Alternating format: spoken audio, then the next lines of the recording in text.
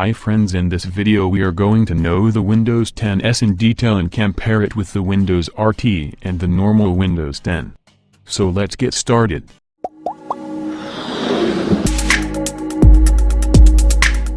First, RT had another huge limitation: hardware. RT could only run on mobile processors called ARM. Windows 10s, on the other hand, might eventually use ARM processors at some point in the future, but for now, it uses regular PC components like your CPUs from Intel, for example. Because it is essentially just regular Windows with a big imaginary switch that artificially limits itself to the store. And that's a very important difference, because it means that if users don't like the restrictions of 10s, they can simply flip the switch and upgrade to regular Windows, often even for free. Having PC components also means that, unlike RT, performance won't actually be a bottleneck either. And while we are at hardware, RT was also limited to only running on a few tablet devices like the first and second generation Surface, as well as a Nokia tablet. Those devices were a pretty tough value proposition even without the limitations of RT, as people weren't too comfortable with the marriage of Windows on tablets just yet.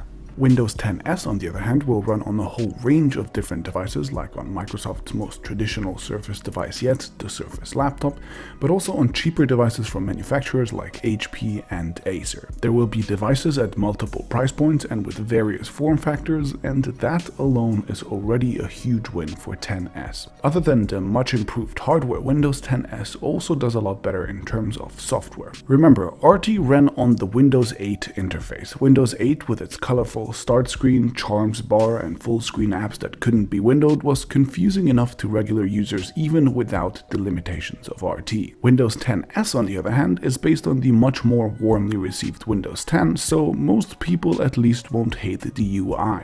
And then there are the apps, of course. And I know any proper enthusiast will tell you that the Windows Store is still a joke, and they aren't completely wrong, but compared to the days of RT, and the difference is, again, enormous. RT had way fewer apps and they were of way lower quality than those available on 10s.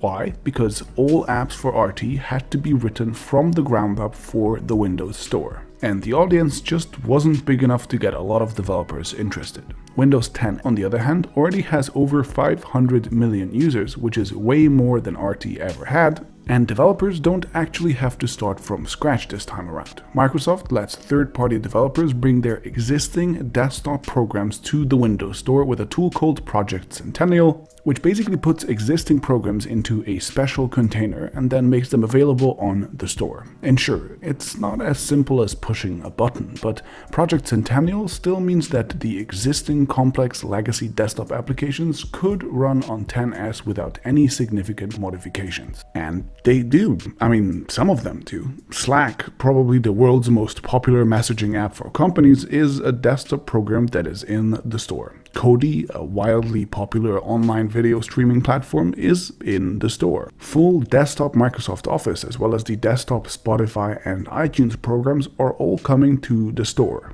I mean, eventually, but damn, iTunes is about as legacy as it gets. Now, the area where I, and I'm sure also Microsoft, expected a lot more development is that of the so-called Universal Windows apps, which are not just repackaged desktop programs, but modern apps that are written specifically for the Windows 10 platform. Sadly for Microsoft, the number and quality of these apps is still far from ideal, but I would argue that even so, it is way better than what was available in the days of RT.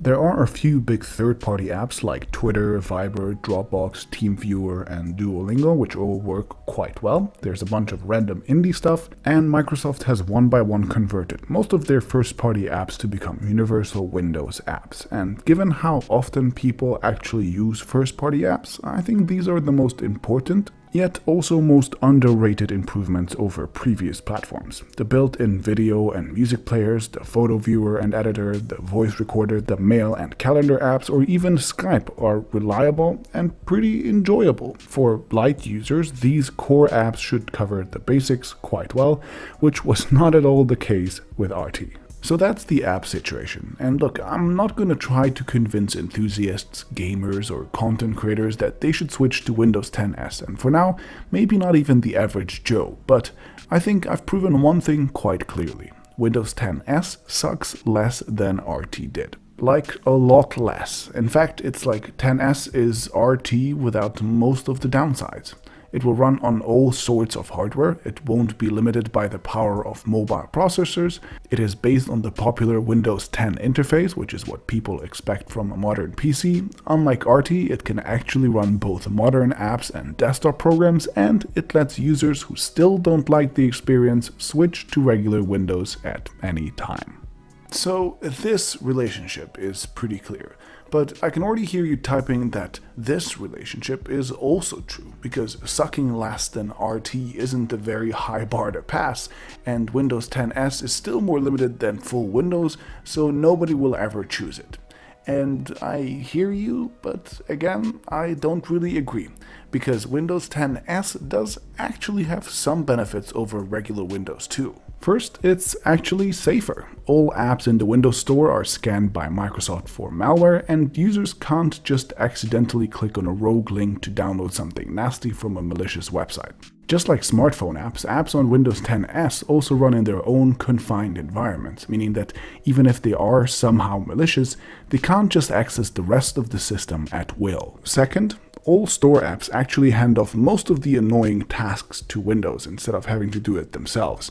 Installation happens with a click instead of requiring a separate installer program to be downloaded. App updates are handled automatically by the store, instead of 15 separate updaters having to run in the background for all of your programs at all times, draining your resources.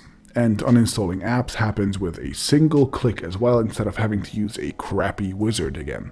The whole thing is just cleaner and uses fewer resources. And indeed, Microsoft also mentions performance and battery life gains from letting the system intelligently manage these things instead of handing everything to the programs themselves. Microsoft's original target audience for Windows 10S instantly comes to mind here, which is kids in schools that use education devices that are managed by the schools. Manageability, security, and cost are the top requirements of schools, and 10S does quite well in those areas. Better than Chrome OS? Well, I don't know, but it sure beats regular Windows. Second, any casual users who don't know a lot about technology, and I think most geeks really undervalue just how many people fall into this category. I actually instantly thought of my grandma when I heard about Windows 10S. She is 77, she's pretty cool, she uses a Windows 10 PC every day, and here's a list of things that she does on it. She Skypes with us every day, she gets a ton of chain emails sent to her from her friends that contain things like slideshows of some pretty places, which she watches and then forwards to her own friends. And she searches for things like recipes on the web, and that's it. And even so, she managed to install a weird antivirus program I've never heard of, a browser toolbar, and who knows how much malware. And when I ask her why she installed these things, she says she didn't. She just clicked on some boxes. With Windows 10S, I could give her a computer that would work and feel exactly like the one she uses now, but without the ability to install crapware from those lovely chainmails and the weird pop-up windows. It would be perfect. And while all of that is fine and dandy, there is one thing about Windows 10S that I just don't get. Edge and Bing are set as defaults and they can't be replaced. Like, seriously, what is Microsoft doing? This is just user hostile and stupid. Windows 10S is currently handicapped enough even without these ridiculous limitations, so giving it another artificial handicap won't really help with the uphill battle it has to fight. Of course, most Windows 10S users will probably be fine with Edge, as it has lately become a pretty okay browser, and you can maybe make the, by the way, very weak argument that making Edge the default is safer and more efficient than letting users pick their own browser, but mandatory Bing? That's just like next level greedy, and nobody asked for that. Bing doesn't make anything safer or more manageable, and it objectively doesn't perform as well as the competition. So I really hope that Microsoft will wake up and get rid of it. Hope you liked this video. Like and share this video. Don't forget to subscribe to our channel for more such videos. Thank you for watching.